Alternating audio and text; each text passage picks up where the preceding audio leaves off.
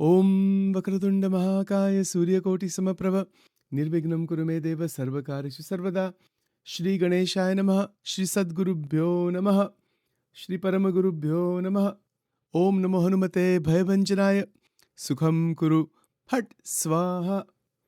Welcome to Nitya Satsang. Today is the 25th of December 2024. Today is Christmas Day. So Merry Christmas to everyone. And we are continuing today to talk a bit more about the significance of Christmas, the advent of Jesus in this world, and what is the concept of avatar. A little bit of interconnection among the different traditions. Very, very interesting. But before we begin, I just want to offer my prostrations to all the great sages and to Bhagavan residing in the heart of every being.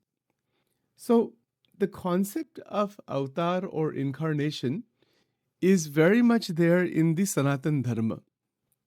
Sanatan Dharma states that supreme Paramatma, which we cannot imagine, which we do not understand or know as such, comes to interact with us in our form, in human form, as Bhagwan Ram, Bhagwan Krishna, as all the different sages. And many in the Sanatan Dharma would consider Jesus Christ also as a incarnation. Not Christians also consider him as incarnation, but they consider him as the one and only incarnation. In Christianity, there is no acceptance of any other incarnation. There's probably respect for, prophets and others and whatnot, but the focus is centrally on Jesus. And this is interesting. When we try to understand the history of Christianity, we find that after Jesus came, after Jesus was actually on this planet, his disciples knew about his teachings, about his resurrection. That's what they saw. So many pieces are there that are foundational to the Christian tradition. And then they started writing down those teachings, those incidences from his life. Many, many years afterwards, these things were written down. And then the tradition developed further. So again, it's a very long and extensive history. But the point is that when we say Christianity, what we're talking about is a focus on one person, actually, one being who is considered to be the human manifestation of God. And that is Jesus. And there's respect for the Old Testament. There's respect for other traditions, probably. Not everybody has respect, but many Christians do have respect for a lot of other traditions, right? It's just like in any other place. But the central focus in all the denominations is on the one personality of Jesus. And then everything can go from there. That's how it's all centralized around one. In Sanatan Dharma, do we have such a concept? Yes. Of course we do. This is called Ishta Devata. Ishta Devata means my chosen deity, the one that I love very much. For example, in Sanatan Dharma, what we call Hinduism, we have people who worship, let's say, Durga Devi. Like we do Durga Mantra. So there are those who are ardent devotees of Durga, Shri Durga. So their focus is there, but respect for all the other avatars and forms. So in Swaminarayan Sampradaya, this is explained also. This is called Pati Vratani Bhakti. It's very interesting. It is the upasana of the one form that is most dear to you and the bhakti and seva of all others. So for example, if Sachin says, I love Sri Krishna, that I want to just worship Sri Krishna only, okay, then that would be upasya. That would be the upasya swarup. So there's three words to consider.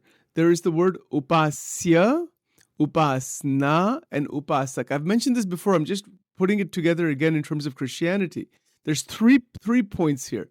So an individual who says, I'm worshiping only the Lord Sri Krishna, okay, that is the upasya. Then what about when you go to the Shiv temple? What about if you go to the Hanuman temple, or if you go to a church? Do you worship all those forms? We can have respect for those forms, bow down, take good things. You can have bhajan, kirtan, everything. That is called bhakti. The difference between bhakti and upasana is this. Upasana has bhakti, but bhakti has upasana also, but in a different way. Like, for example, take the story of Tulsidas Ji. Tulsidas Ji went to Vrindavan, and he's a staunch devotee of Bhagwan Ram. Totally, he's dedicated to Ramchandra Ji. So when he goes to Vrindavan, he says to Sri Krishna, I will bow down to you once you give me darshan as Ramchandra Ji. And so that's what happened. The Lord, he changed the form into Ram. What does that mean? We should not misunderstand these kinds of incidences. It just means that his bhakti is towards Ram. So even if he goes to the Krishna temple, he sees only Ram. So it's like that. If a person is a worship of Shiva, Bhagwan Shiv is the Ishtadevata, goes to a Krishna temple, he sees that Murti of Krishna as Shiv only. So you still have the same upasana. Of course, the person is going to do more Shiv mantras and things like that. It will do less Vaishnava mantras if they do any Vaishnava mantras, but there's respect and all that. This is why in Shikshapatari, Shriji Maharaj, he did something really quite amazing. He says that whoever your Ishtadevata may be, you have to have respect for all. Meaning what? There's an agnya given to the devotees that if you're traveling and there is a Shiv Mandir, there is a Shivalaya, there's other different kinds of temples that are coming, go and offer your respect and prostrations to all those deities, and then continue your journey. This is how it goes. That's fanaticism should not be there. Fanaticism is that my way or the highway. My way is okay. I'm going my path. Go on that path. Go further on that path. But don't damage anybody else's path. This is one of the key teachings in Sanatana Dharma. That follow your path completely.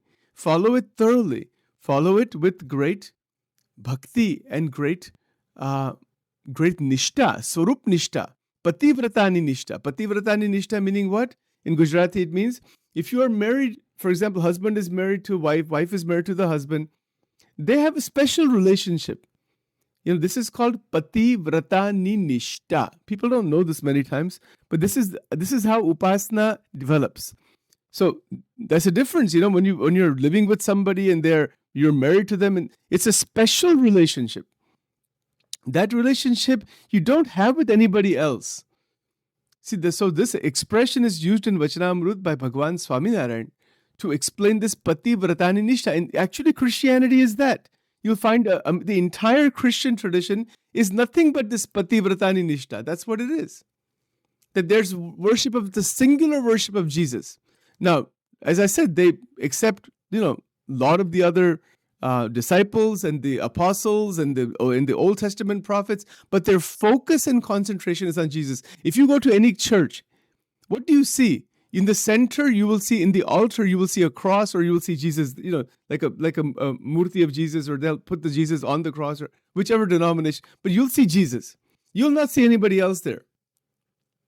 Maybe you'll see some saints and other things in the church, and depending on where you go, painting. But the central focus is only Jesus. What is this called? This is called pativratani nishta in Gujarati.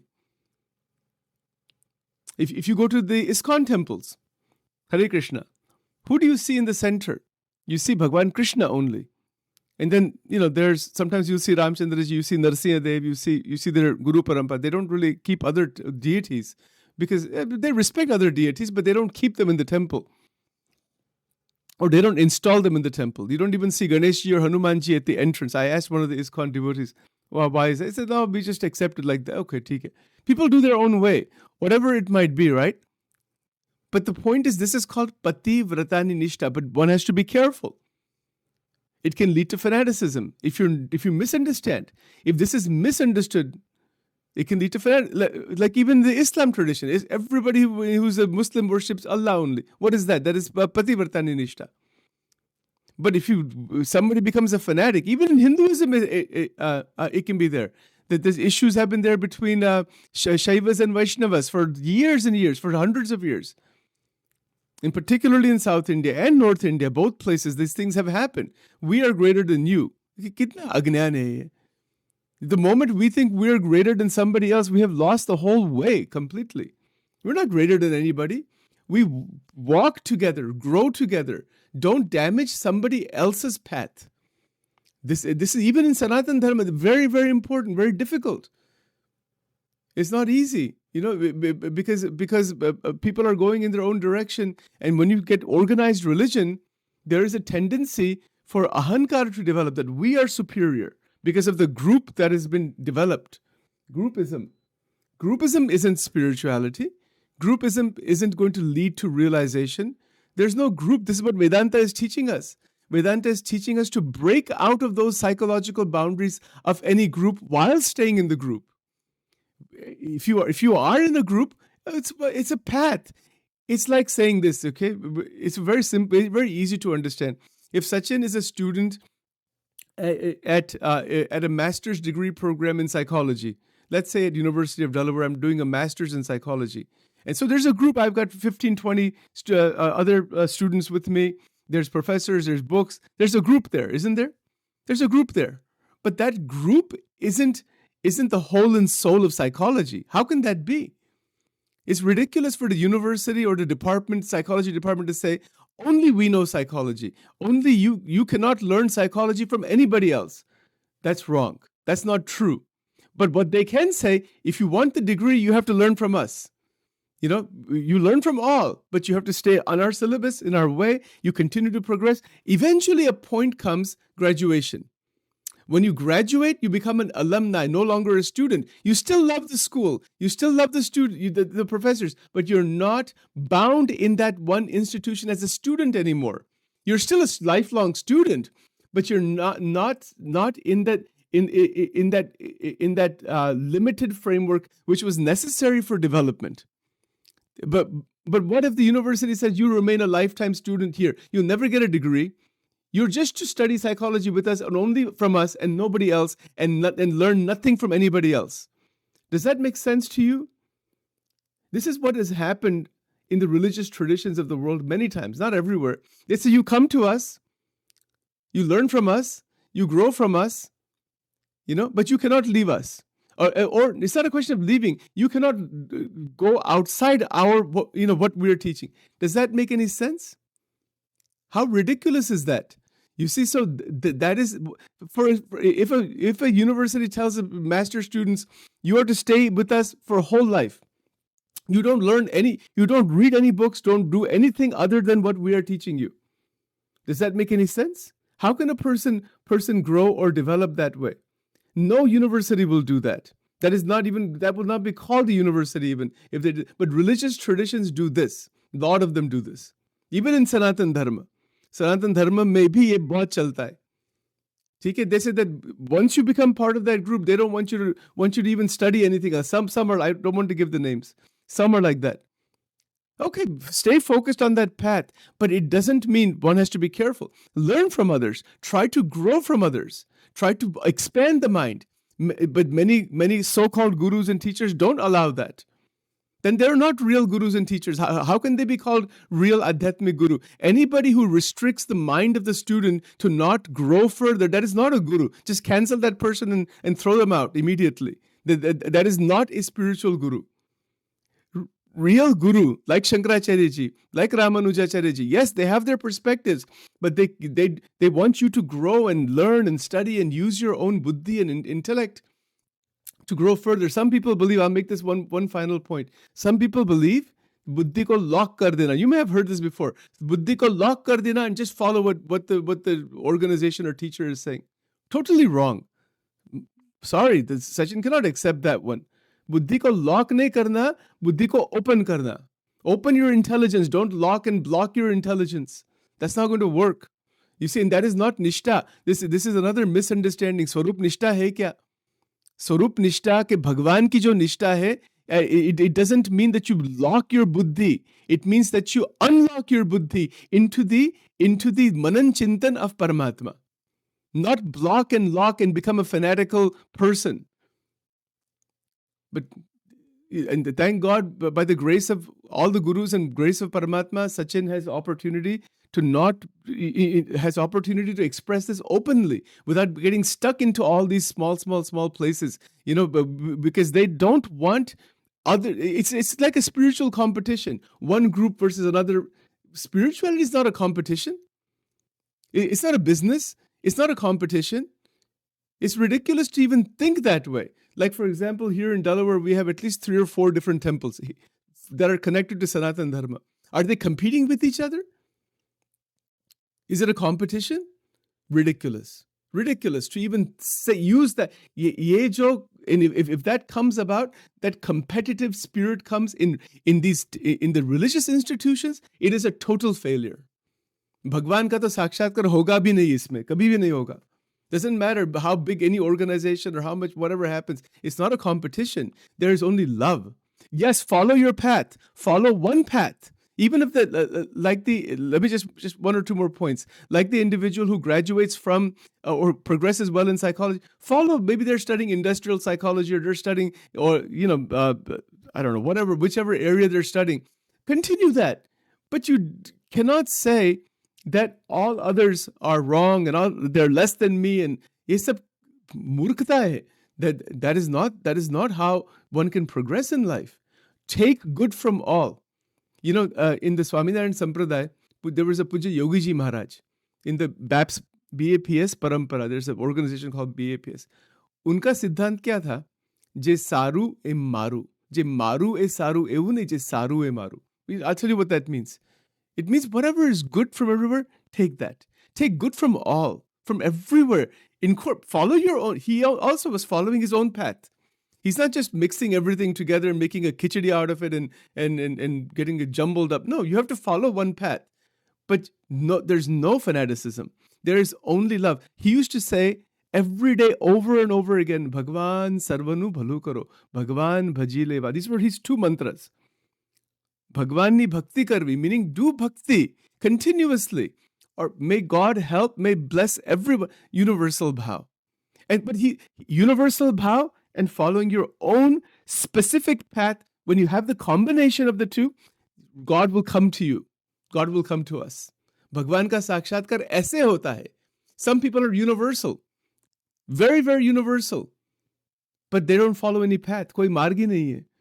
It doesn't. You have to follow some path. I mean, for example, I can sit inside the park and say that, yes, chemistry and physics and mathematics is all around me. Is it true? Yes, it is. But I don't have any understanding of what it is. I have to go to the university for that wisdom to come about. That is called sampradaya. Sampradaya doesn't mean group. It means to open up the reality that is already there, to gain access to the tattvic reality of the Brahma and Parabrahman that is already present, and the Atmic realization. Okay, so there's a lot. It's very interesting to really contemplate on these subjects. So on this holy day of Christmas, it is a blessing for all of us to try to understand objectively, with love and affection, all the traditions, with respect, to take good things from all. Sachin here in this role is trying to simply present things objectively. Of course, there is always some boundary we have to maintain. You just cannot mix anything and everything. But we can present objectively as much as possible, and with devotion, with bhakti, try to progress ahead. Otherwise, everything just becomes jumbled. So we don't want that to happen also. But these are some things to understand, to tease out. The clarity of one's path is also necessary. So with that, on this extraordinary day, remembering Jesus and remembering all the great sages and enlightened people in the world, we wish everyone a Merry Christmas, and I'll do the closing prarthana right now. Om Dhyanamulam Guror Murti Mantramulam Guror Vakyam Pujamulam Guror Padam Mokshamulam Guror Krupa Om Tameva Mata Chapida Tameva Bandhusha Saka Tameva Vidya Dravinam Tameva Sarvam Mama Deva Deva Om Aim Rim Klim Chamundaye Viche Swaha Om Aim Rim Klim Chamundaye Vicham Guam Hum Klim Jum Saha ज्वालय ज्वालय ज्वल ज्वल प्रज्वल प्रज्वल ऐं ह्रीं क्लीं चामुण्डाय विचज्वल हं सं लं क्षं फट् स्वाहा। ओम त्र्यंबकं यजामहे सुगन्धिं पुष्टिवर्धनम् उर्वारुकमिव बन्धनान् मृत्योर्मुक्ष्यमामृतात्।